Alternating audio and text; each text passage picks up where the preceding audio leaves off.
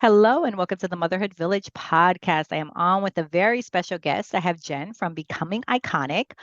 Have you ever felt the presence of a woman who is so deeply connected to her own personal power that it helped you envision what was possible for yourself? Jen is that woman, and she provides the evidence for entrepreneurs to realize that they are created to have it all. I love that. With nearly 2 decades of growing multiple seven-plus figure businesses globally alongside of being a mom of four, she has truly embodied how to be a fulfilled and successful woman. Welcome, Jen. How are you? Oh, thank you so much. I'm great. I'm happy to be here. Yes, I'm happy to talk with you. Okay, before we dive in, I always ask my guests to list a favorite book or one that has made a great impact or both. Mm.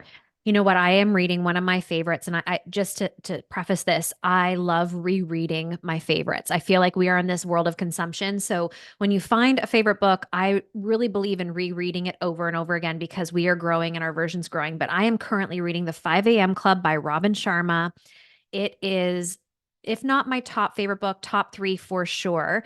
And the reason I love it, speaking about this podcast, is as a mom, that time in the morning has become so sacred for me and such a special time of solitude, of gathering my thoughts, of getting ahead of my day, of greeting my family versus scurrying in the morning and giving that frantic energy to them. So it is a story though around the 5 a.m., which I feel holds so many leadership stories, qualities that we can implement in our lives despite the time of day you're getting up. It's a really valuable book. Oh, that's a good takeaway from it. I've heard that book mentioned before. It hasn't been mentioned on here, so that's great. But I will definitely have to check that out. Thank you. Okay, so you're the founder and CEO of Becoming Iconic Inc. Love that. You focus on supporting entrepreneurs through branding, through marketing and sales. What inspired you to start this journey? And how do you help entrepreneurs build the profitable and aligned businesses rooted in integrity? Do you know anything about human design? Yes, I do. So everything is led by my integrity and I forget the name for it, but so you're speaking my language. So to align businesses that are rooted in integrity, the purpose and legacy. Talk to me about that inspiration. Okay, I'll try to pull all Yeah. that together in in a way that people really can resonate. So I was a corporate woman and I loved my corporate career in marketing. I really was soul food for me. I loved what I did, but I had my first child and I found myself at that crossroads that many women find themselves in where I felt like I had to choose. Do I choose to pursue my career that I loved or do I choose my daughter? And obviously, the answer is very simplistic in certain ways because she takes precedence. She is the most important thing. And I didn't want to miss anything with her, but I felt like I severed a portion of who I am, my being, my goals, ambition, who I was becoming to make that choice. And I say that because it's an important subject and conversation for anybody listening. It's not necessarily just for moms, but a lot of times we make what we feel are sacrificial decisions to do the right thing. And I really do stand behind the fact that we get to do all things. And there's a lot of people who would argue that and say, no, you can't do all things well. I feel like I'm the evidence that you can. It doesn't mean it's perfect, but it means that you actually get to live fulfillment. And so I was home with Gracie and had left my corporate career, and entrepreneurship fell on my lap. It was never something I had considered. I didn't have an example or anybody in my world who had done entrepreneurship. Just someone whispered it in my ear. Like it felt like a whisper that really sparked something in me. I thought, oh, wait. I could be home and present as a mom and also fulfill this portion of me that was bubbling inside, but had nowhere to go because I became that sweatpant, ball cap on the floor with my kids. At the time this happened, I had had my second and it lit me up. And so I started entrepreneurship and it took off. I started in health and wellness because I was going through my own health and wellness journey. After having two children, I found myself in a place where I was looking in the mirror and not really recognizing the reflection back. So it was really quite organic and authentic for me. And it grew exponentially. I grew a health and wellness business into 8 figures and it's all over the world.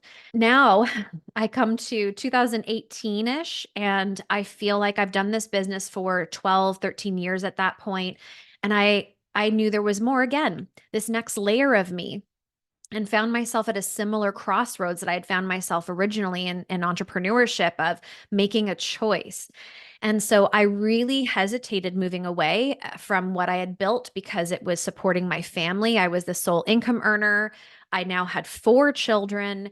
There was a lot of pressures, expectations. It held a lot. And I had put a lot of sweat equity into that. And so to want something more felt tied to shame slightly. I had some guilt.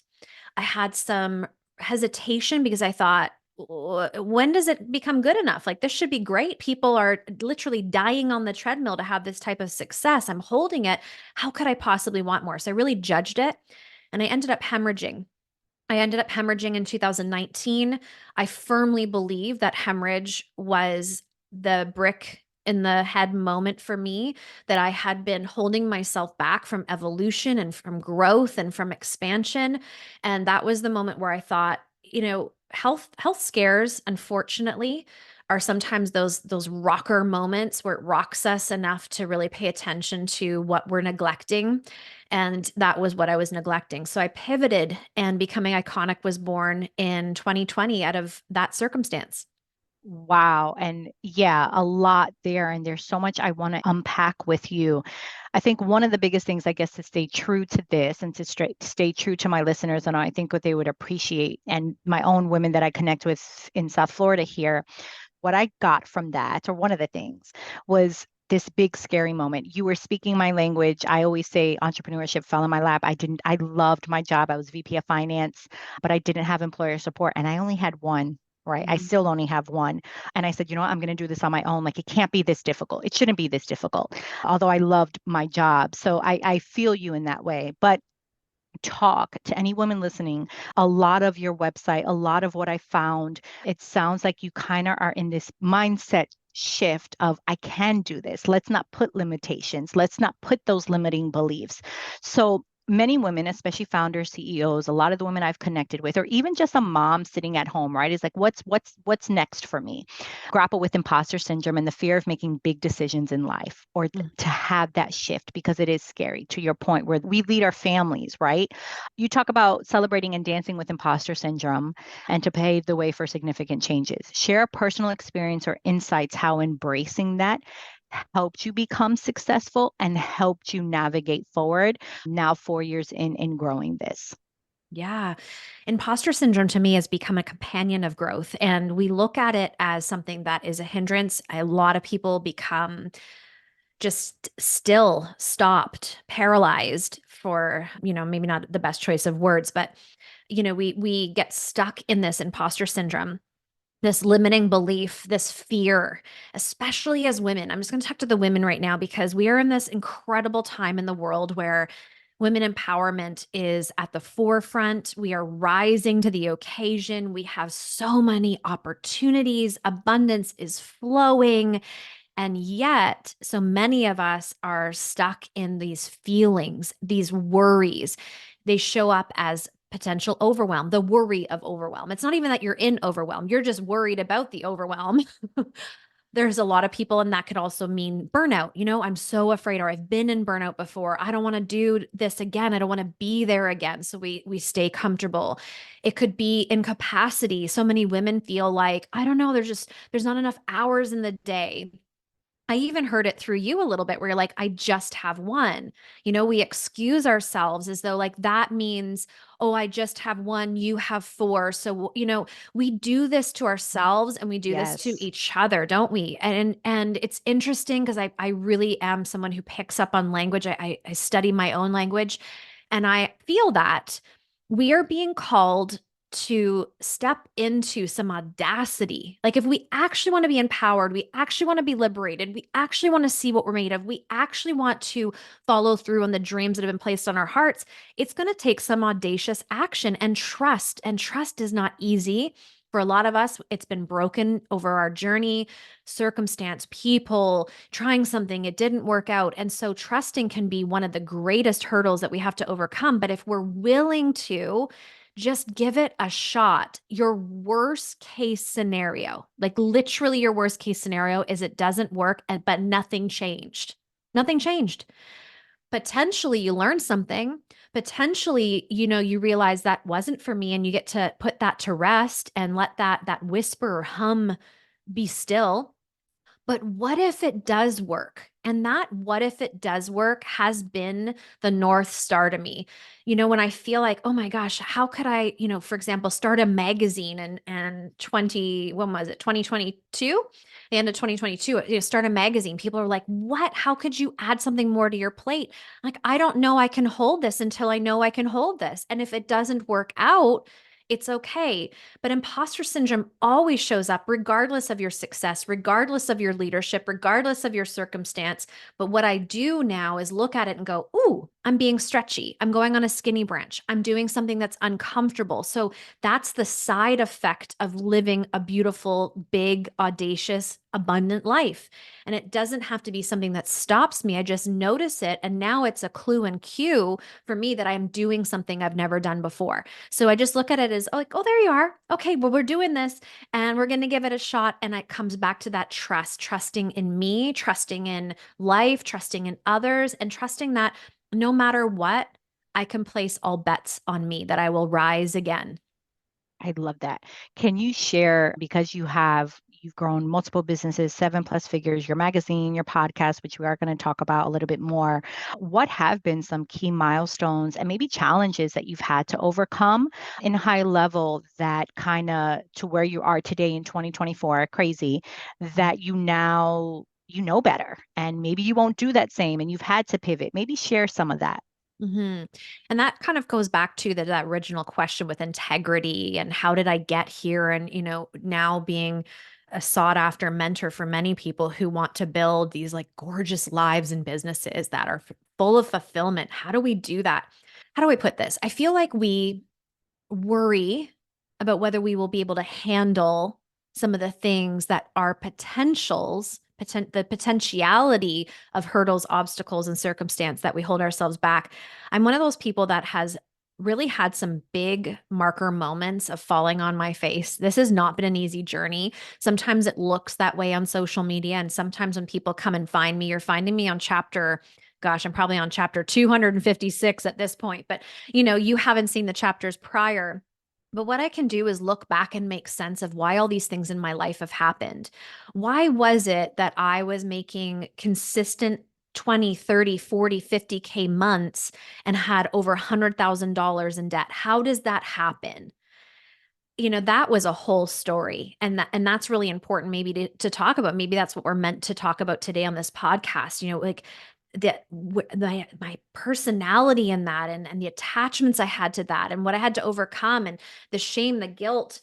I mean, I brought that up several times now. We're not, again, immune to these things, but it's who we are and how we navigate through these things that really matter. And reframing our thoughts and our minds and looking at circumstance and situations for what they're bringing to us.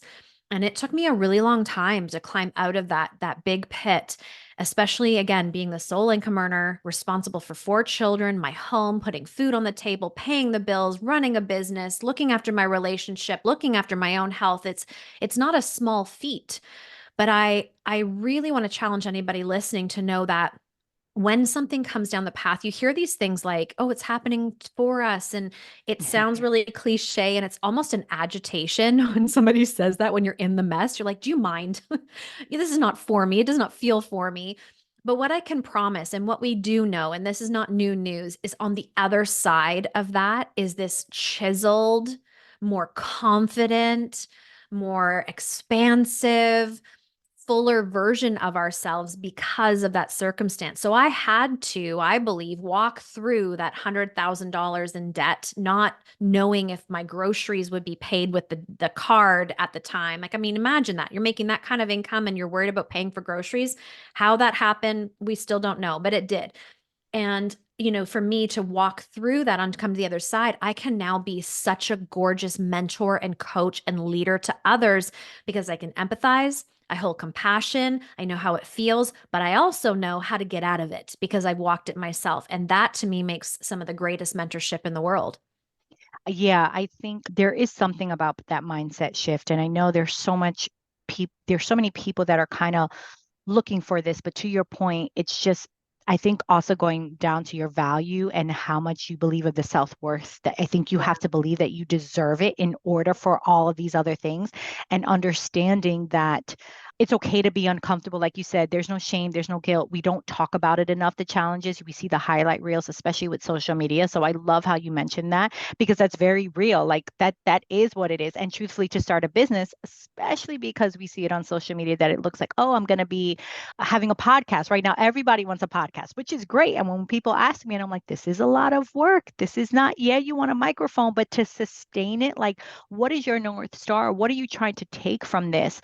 And I think it starts from within, to your point, the integrity and knowing, who am I? Why do I want to do this? I think if you have that, it helps get through the challenges. Yeah. But I think you have to have a clear reason why, and maybe not go in with vanity of it, a truly understanding you want to do this because you want to change lives, you want to do this because you're passionate about it, but you need to have that why in order, because that will sustain you when you're in debt, when you're like, what's next, when you're dealing with imposter syndrome, scarcity mindset, which I'm sure is something else that you speak on. But you mentioned something about motherhood before we go into the podcast and how people can work with you, and how do you help people now, because you mentioned the mentorship. Juggling. I don't like the word balance. I think juggling is kind of what we do. Like we don't want to make sure there's certain balls we know can't drop, right? You said, I love how you worded it too.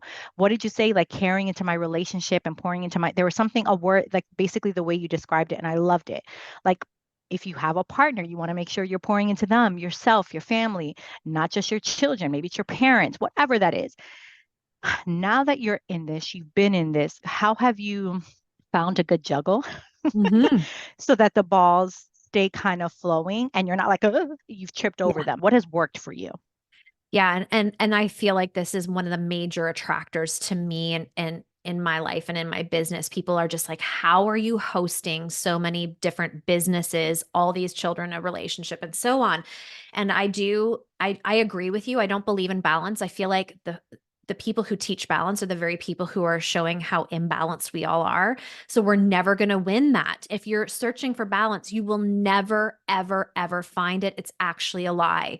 It's a misconception and it's hurtful for people when we say, "Oh, find the balance." I don't buy into that at all, because balance, even if we talk about motherhood, that would mean all four kids have equal time with me every single day, right? Same quality, same quantity. That isn't balance. And that's not even fair, because if one of them needs me because something happened at school and I pull back from them to say, well, it's been 1 hour and I only have so many hours tonight, so I got to make sure your brothers and sisters, like that's not what we're seeking. So what are we actually looking for? And I use the word harmony. I really believe we're looking to harmonize our lives. When I think of the word harmony, to me, there's like a settledness in my chest. I immediately feel like a deep exhale of feeling fulfilled, knowing I did the best that I could, knowing that it's never going to be perfect, knowing that there was one of me and many things that I am juggling. So, how can I be an excellence? How can I be a leader right now? How can I give my best that's come through presence? So, that is something I've worked on and continue to work on. The gift of presence is one of the greatest gifts we can have in leadership and in our lives. To be with the person or the thing that you're with in that moment as the focus, as the importance, is tremendous. If you've ever been in conversation with someone and they lock eyes with you and you feel like you're the only person in the world with them at that moment, we've all had that experience. That to me is one of the greatest gifts. And I really do strive to be that in my family, in my business, and with the people I associate with or meet. And so that's an intention. I hold high intention around my life. There are days where work takes over because it deserves to take over, because I'm launching something that's going to contribute to the world and help hundreds and thousands. And so I explore that with my family. I explain that to my family so they are in the business with me. I am building a family business. I'm a mom of four. So we try to separate these worlds so much that they clash, or we're resisting the fact that they get to actually blend together. It's okay for your kids to know that right now you're doing something really big and you're contributing something really big, and you're not going to hurt them by being all of yourself. As a matter of fact, you are going to build exceptional young children, young adults into adults by you being an example and the evidence for them that they can pivot, they can overcome, they can dust themselves off, they can rise again, they can care for people, they can want best for themselves, they can dream big, they can achieve goals. If they don't achieve a goal, they can try again. Like, think of the tenacity, think of the like just the depth that we are providing through our example of being all of ourselves. Nobody is going to be hurt. So I had to really understand those things. That balance, I'm not ever seeking that. There's no such thing,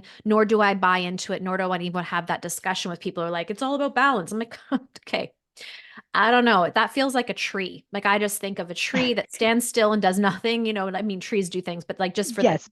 sake of the example, I'm not a tree. I want to move. I want to explore. I want to have adventure. I want to, be there if one of my kids are sick from school and to be able to rework and reschedule my day. I want to live the freedoms that I started entrepreneurship for in the first place. And so if I'm doing this and I'm not free to do the things that I want to do when I want to do them, then this is all a hoax. Right? So this is a really great reflection conversation and point for anybody listening. It doesn't even mean entrepreneurship. What about your career? Like, you climbed that corporate ladder for what? You wanted to feel a certain way. You wanted to achieve something. You wanted to create something in your life. You have the means to that now, but are you enjoying it? And if you're not, that's okay with you. I mean, this has to make us stop in our tracks and evaluate and look and say, what in my life is missing? What am I ignoring? Where am I not giving my presence? And where am I not being the fullest version of myself? And that radical personal responsibility every single time will lead to joy, fulfillment, prosperity, all the things. It never fails.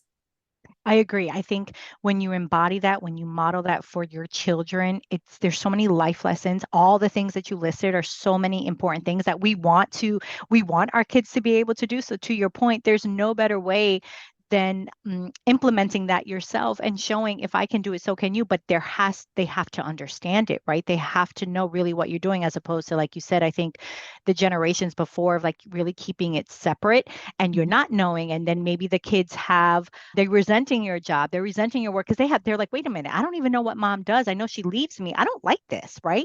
Whereas if you bring them in, they can understand. And I love how you said the harmony aspect. And yes, to any mother listening, any woman listening to this, it doesn't have to be about entrepreneurship. It could be about a hobby, as something in your life. And I love that, because I think, yes, I think when you're at the truest form of what brings you joy and you're pouring into that, it will automatically pour into your family on so many different levels, that you Mhm. won't have to worry about it, because your cup is getting filled, which will then just automatically help your family. Your podcast, I want to get into that, because Becoming Iconic podcast, it's top rated. It's in the top 1% downloaded podcasts. How do you choose your topics? Because I know, again, the integrity, the soulfulness of it sounds like there's a lot of intention with a lot of your businesses, especially now. And what do you believe sets your podcast apart and has resonated so well with your audience?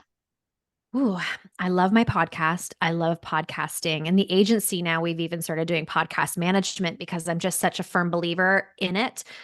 It's just been extraordinary. It's my number one connector in the brand, where people come and listen to the podcast. And that's oftentimes how they then come into the room and say, how do I work with you? Because, to answer your question, I feel like what I've done well in the podcast is keep it humanized, meaning it's not structured necessarily. I don't really even plan out what I'm going to say. I've been I really love that. trusting in that. So I feel like, by the feedback I get, is it's packed full of value, tangible things that I can implement in my life, in my business, in my relationships.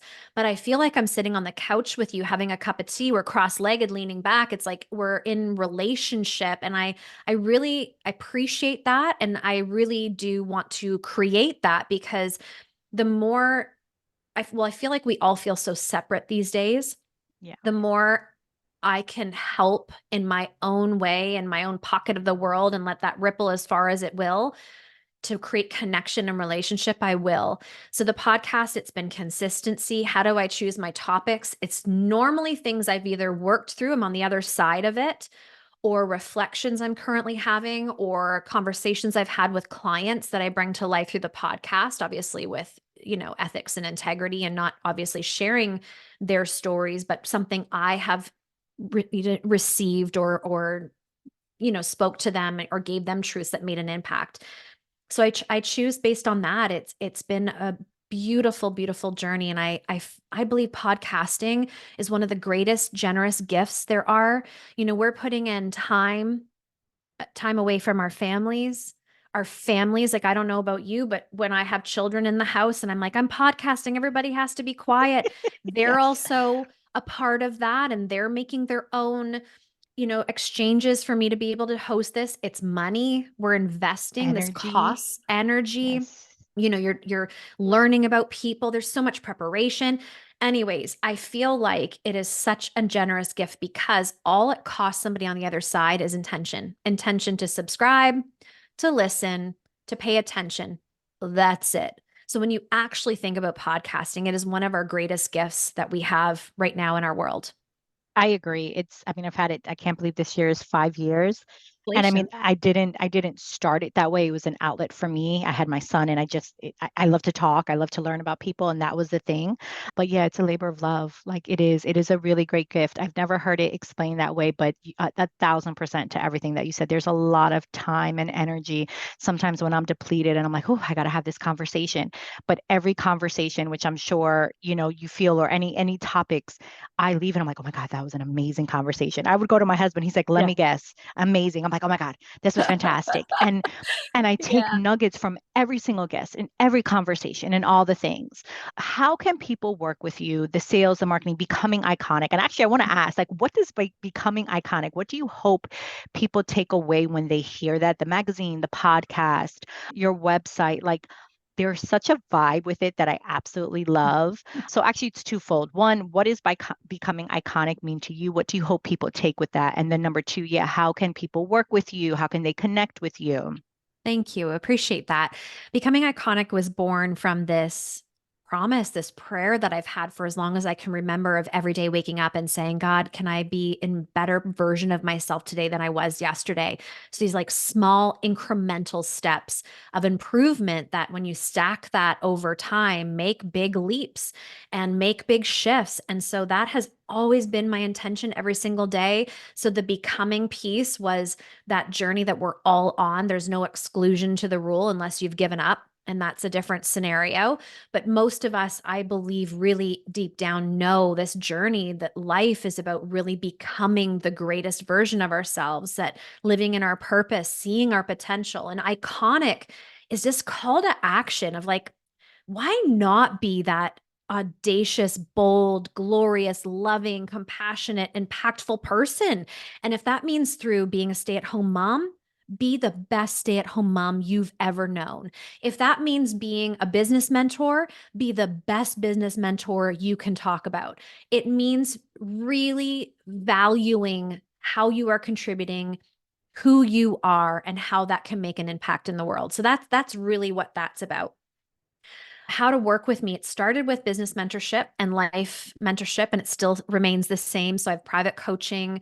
There's a wait list right now for that. There's a mastermind, which I love. So I've gathered my entire executive roundtable. So CFO, PR expert, my operations manager, my branding manager, my business developer, like everybody, there's more than that, but everybody who arms the table of becoming iconic. I thought, what incredible value for someone to have access to all of these incredible experts in one room with one investment, because it would cost well over $100,000 to get that kind of time with each of them that you get in the room.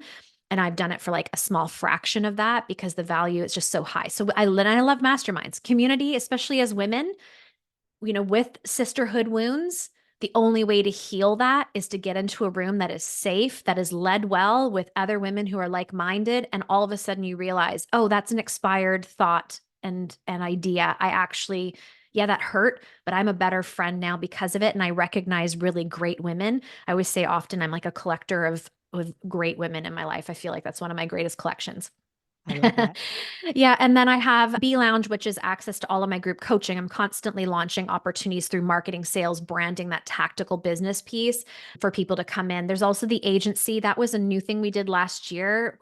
My clients were constantly asking my team, can you build my brand? Because of what you witnessed, it's got a vibe, it's got an energy. And I love fashion. I love style. I love creating in that way. So I do get a lot of attention because of that. And people were asking. So we opened up the agency now. It's very boutique, very much like a bespoke experience for people to come in, whether it's a podcast or branding or website or whatever that may be. We love supporting people to create something that's just world class, stand apart, have you step out of the noise and be seen and create that rare, unique quality of who you are. And then the podcast, of course, is everybody's favorite. And recently, the magazines, the digital copy is completely complimentary. And Love there it. is a printed version as well. If people, I love getting a magazine in the mail. So for me, it's like one of those great things. And it's full of business advice and also lifestyle advice. So I always say it's like Forbes meets Vogue. So for Ooh. entrepreneurs, it's a great resource because it's very inspiring on all levels. And how often is the volume for the magazine? Is it Every quarterly, month, monthly? Ooh, I every month. love it. Oh my God, I love that. I love that there is so much soulful intention in what you're doing and it's real. I think there's something about authenticity and you can feel it, right? And I just feel you embody that. So thank you so Thank much. you. There was something else that you mentioned. Shoot, it's just slipping my mind. Oh, about the community. Yeah, I mean, community is literally life or death. Like I don't know if you're into the blue zones things, but I've watched the documentary, listened to the gentleman, I think his name is Dan Buettner, talk about it. Community is one of the things that will hold true of life or death. And it's so important. And to your point, when it's in a safe space, non-judgmental and you're open, you're honest, oh, we can learn so much more. So that's awesome that you hold space for that. And yeah, thank you so much for coming on. Are there any other, I know you said a lot, you gave so much information, but any other final thoughts? I always allow my guests, like if someone had to listen to this, what is that final thought? You're like, listen, take this from it.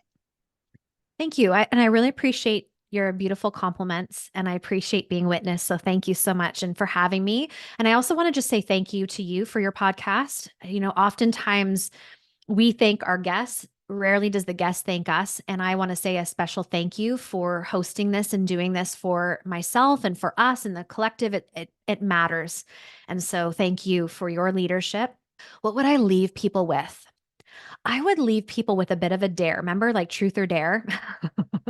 I'm going to double dog dare you. That's the one that you have to do if you remember. So I would dare the people listening to actually step into the desires of their heart, to take the dreams, the visions that they've put up on a shelf that have collected dust, to actually pull them off, dust them off, and just start. Just try, explore. Because I feel like we're learning more and more that time is one of our well, it is the most precious commodity other than health. And so we feel sometimes like we have time until we feel like we have none left. And so I wonder what it would be like to spark your inspiration, to spark your creativity, your innovation, the way you contribute to the world, the way you show up in your family, the way you see yourself in the reflection in the mirror by actually trying something new.